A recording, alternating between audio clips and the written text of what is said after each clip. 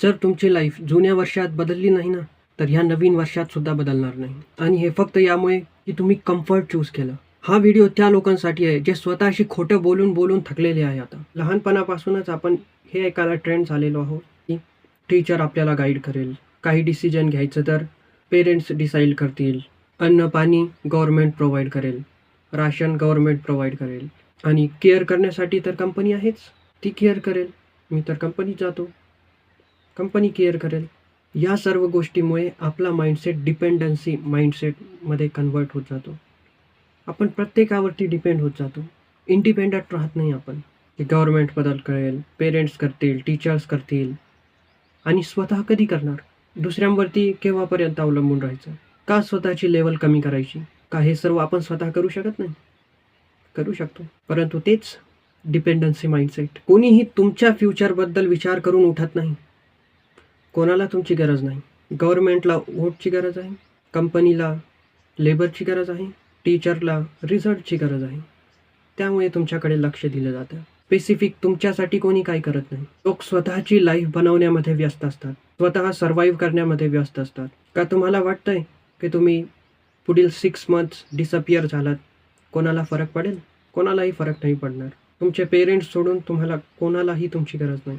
Weight करायला आपल्याला safe वाटतंय कि माझा दिवस येईल, अपना टाइम आएगा, लेकिन वो लाना पड़ता है.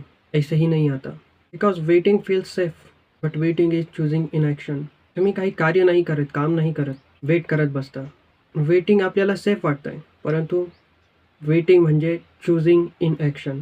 ॲक्शन नाही घेणं, यामधून कंपाऊंड होऊन निगेटिव्हिटी तयार होते. जसं की ॲक्शनमधून पॉझिटिव्हिटी कंपाऊंड होते. 1 इयर ऑफ वेटिंग म्हणजे त्यामध्ये आपला कॉन्फिडन्स लॉस्ट होतो, स्किल्स लॉस्ट होतात, क्लॅरिटी लॉस्ट होते. जो डॅमेज होत आहे आपल्यावरती तो आपल्याला नजरेनं दिसत नाही, परंतु तो परमनंट असतो. तो लवकर समजत नाही. त्यामुळे वेटिंगपासून लांब राहा आणि ॲक्शन चूज करा. कारण टाईम आपल्यासाठी थांबत नाही की आपण कन्फ्यूज आहोत. टाईम पुढे चालत असतो आणि आपण थांबलो की आपण तेथे राहत नाही, आपण मागे पडत जातो. कारण टाईम पुढे चालला आहे. आणि मोटिवेशनल व्हिडिओ फक्त तुम्हाला इमोशनल करण्याचं काम करतात. तुम्हाला एक होप देण्याचं काम करतात. तुमची एन्झायटी कमी करण्याचं काम करतात. परंतु त्यामुळे आपली ॲक्शन रिप्लेस होत आहे. आपल्या माइंडसोबत डोपामिन फ्रॉड होत आहे, की बिना काम केल्याचं आपल्याला चांगलं वाटायला लागतं. It's dopamine fraud. तुमच्या माइंडला वाटायला लागतं की तुम्ही इम्प्रूव्ह झालेला आहात, परंतु तुमची लाईफ तर इम्प्रूव्ह झाली नाही. का फक्त जिमचे व्हिडिओ बघितल्याने तुमची बॉडी बनेल? का जर सायकल शिकायचे व्हिडिओज बघितल्यावर सायकल चालवता येईल? नो. तुम्हाला मैदानावर उतरावं लागेल, तुम्हाला ॲक्शन घ्यावं लागेल. आणि मोटिवेशनल व्हिडिओ बघणं बिना ॲक्शनचं हे तसंच आहे, की बॉडी बनवायची आणि मोबाईलमध्ये मसल्सची व्हिडिओ बघत बसले, जिमची व्हिडिओ बघत बसले. त्यामुळे मसल्स बनत नाही. त्याला जिममध्ये जावं लागेल. लोक म्हणत असतात की मी शिकत आहे अजून, मी अजून तयारी करत आहे, मी अजून प्लॅनिंग करत आहे. पण ते कधी एक्झिक्यूट करतात? नाही. केव्हापर्यंत प्रिपेअर करणार? का तुमच्याकडे प्लॅन आहे? केव्हापर्यंत प्लॅनिंग करणार? कधी ॲक्शन घेणार? कधी एक्झिक्यूट करणार? फक्त प्लॅनिंगने काही होतं? नाही ना. हे तुम्हाला सुद्धा माहीत आहे. मग जेव्हा मन घाबरायला लागतं ना, तर प्रिपरेशन हे एक्सक्यूज आहे, की मी तयारी करतोय. एक इस्केप रूट आहे, की तुम्ही घाबरलाय लाईफला. तुम्ही पळतायत बाहेर आणि त्यामुळे तुम्ही सांगतात की मी प्रिपेअर करतोय. जरा स्वतःला प्रश्न विचारा. मागील वर्षात 2025मध्ये तुम्ही काय प्रिपेअर केलं? काय प्रिपेअर केलं? कुठं तुम्ही पुढं गेले?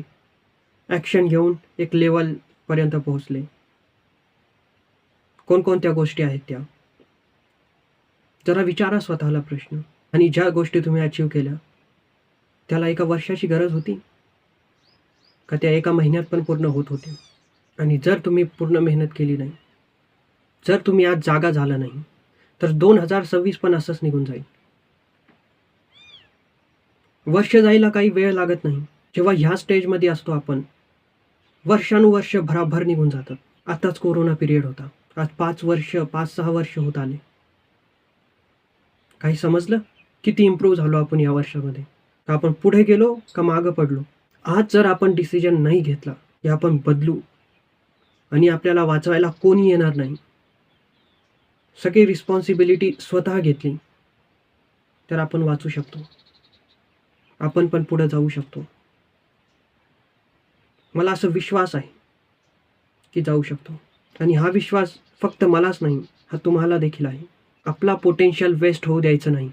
कारण जेव्हा तुम्ही दुसऱ्याला ब्लेम करता की ह्या सिच्युएशनमुळं मी मागं पडलो, या व्यक्तीमुळे मी मागं पडलो, पैसा नाही म्हणून मागं पडलो, मी डिस्ट्रॅक्शनमुळं, इंस्टाग्राममुळं मागं पडलो. जर तुम्ही ब्लेम करायला लागता, so you are weak but comfortable. आपल्याला एक कम्फर्टेबल वाटतंय कारण दुसऱ्यावर ब्लेम टाकून दिलं, स्वतःने घेतलं. परंतु जर स्वतः रिस्पॉन्सिबिलिटी घेतली, तेव्हा आपल्याला पॉवरफुल होण्याची फिलिंग येते. पण लोनलीनेस येतं त्यासोबत, अलोननेस येतं त्यासोबत. रिस्पॉन्सिबिलिटी घेतली तर ती कुठंतरी चांगल्या जागेवर नेऊन सोडेल. दुसऱ्यांना ब्लेम करून कुठं नाही जाणार आपण.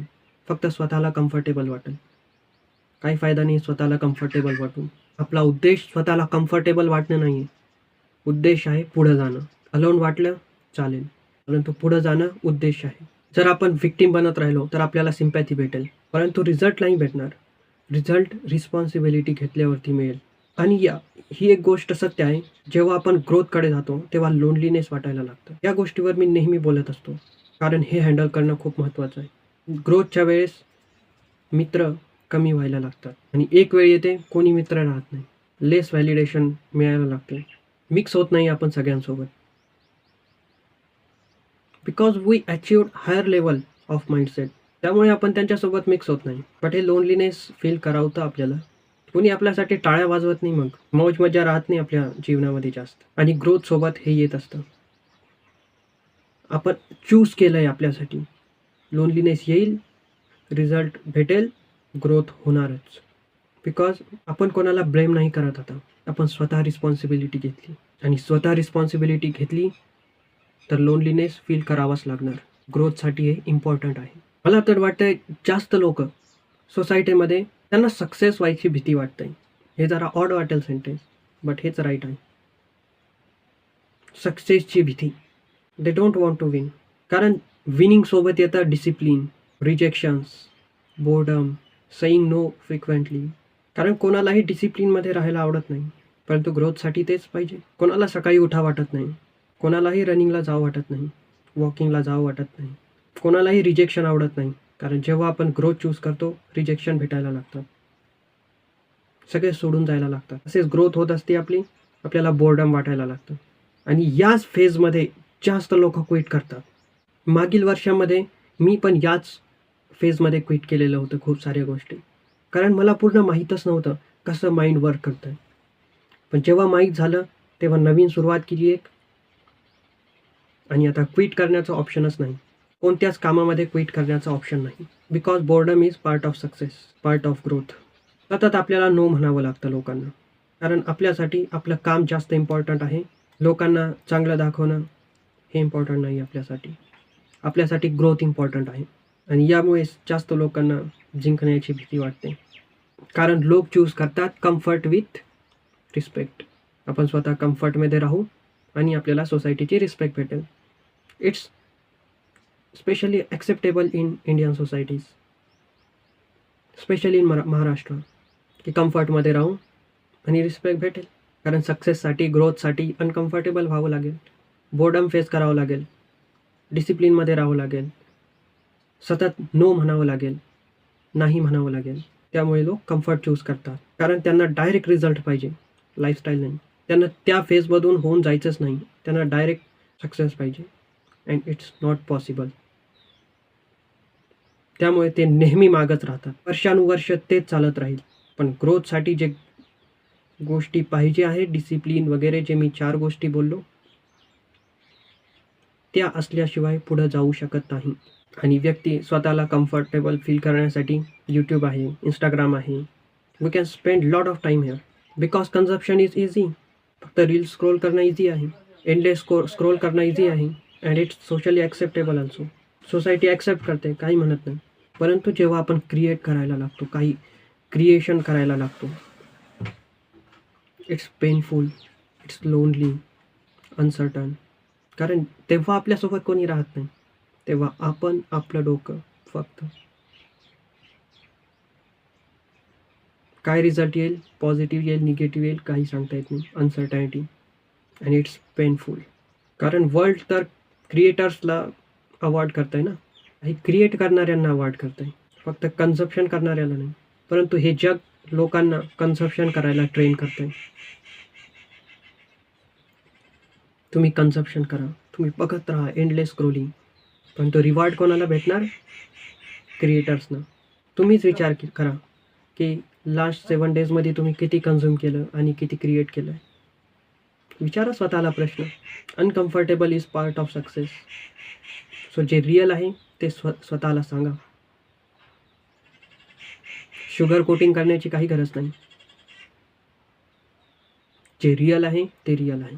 आणि असा सुद्धा फेज येईल की तुम्ही स्वतःला पूर्ण बदलून टाकलंय, परंतु रिझल्ट दिसत नाही अजून पण.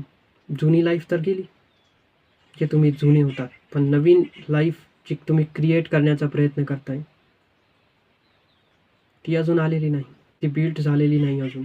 आणि हाच फेज असतो तो ट्रान्झिशनचा. याच फेजमध्ये सगळ्यात जास्त लोनलीनेस वाटते. हाच तो मोमेंट आहे जो डिसाईड करेल की तुम्ही पूर्णपणे मागे पडाल, पहिल्या लाईफपेक्षा पण मागं, किंवा तुम्ही खूप पुढं निघून जाल. तुमच्या जीवनाचं एकदम ट्रान्झिशन होऊन जाईल. हाच तो मोमेंट असतो. आणि खूप सारे लोक असं म्हणतील, हे सगळं तर मला माहीत आहे, मला सगळं समजतं आहे. या I know, but knowing without doing it's mental masturbation. तुम्ही तुमच्या डोक्यासोबत खेळ खेळताय. जर तुम्हाला सगळं माहीत आहे आणि तुम्ही काही करायला तयार नाही, तर काय फायदा अशी माहिती करून? कारण execution is only truth detector. तुम्हाला काय माहीत आहे, तुम्हाला समजतं की नाही समजतं, यामुळे काही फरक पडत नाही. परंतु तुम्ही ते एक्झिक्यूट केलं की नाही, तुम्ही तुमच्या लाईफमध्ये ते बदल केलं का नाही, तुम्ही कन्झप्शनमधून क्रिएटमध्ये आला का नाही, तुम्ही जे सुद्धा करताय, जे सुद्धा विचार करताय, ते एक्झिक्युशनमध्ये आलं का नाही, येथे फरक जाणवतो. आणि लाईफचं only truth detector is this. आणि जेव्हा तुम्ही स्वतः ॲक्सेप्ट करता की आपल्याला वाचवण्यासाठी कोणी येणार नाही, तेव्हा तुम्ही भीक मागायला बंद करता. तुम्ही स्वतः रिस्पॉन्सिबिलिटी घेता. मग तुम्ही वेट करत नाहीत. मग तुम्हाला माहीत आहे कोणी वाचवायला येणार नाही, जे करणार ते मीच करणार. तेव्हा तुम्ही कम्पेअर करायला थांबता, कारण तुम्हाला माहीत आहे की कोणी वाचवायला येणार नाही. आणि ही गोष्ट की कोणी आपल्याला वाचवायला येणार नाही, हे आझादी आहे आपली, हे स्वातंत्र्य आहे आपलं. स्वतः रिस्पॉन्सिबिलिटी घेतली तर यामुळे घाबरायचं नसतं. हे स्वातंत्र्य आहे, ही लिबर्टी आहे आपली. आणि यावर्षी देखील तुमची लाईफ तशीच दिसली जी कोरोनापासून आतापर्यंत दिसत आहे, तर ती यामुळे नाही राहणार की तुम्हाला माहीत नव्हतं काय करायचं, कसं करायचं. ती यामुळे राहील की तुम्ही ॲक्ट नाही केलं, तुम्ही काम नाही केलं, तुम्ही स्वतःसाठी काही केलं नाही. तुम्हाला माहीत सगळं होतं की आपल्याला काम करावं लागेल, आपल्याला मेहनत करावी लागेल, पण तुम्ही केली नाही, तुम्ही रिस्पॉन्सिबिलिटी घेतली नाही. तर हे रिग्रेट नको आहे.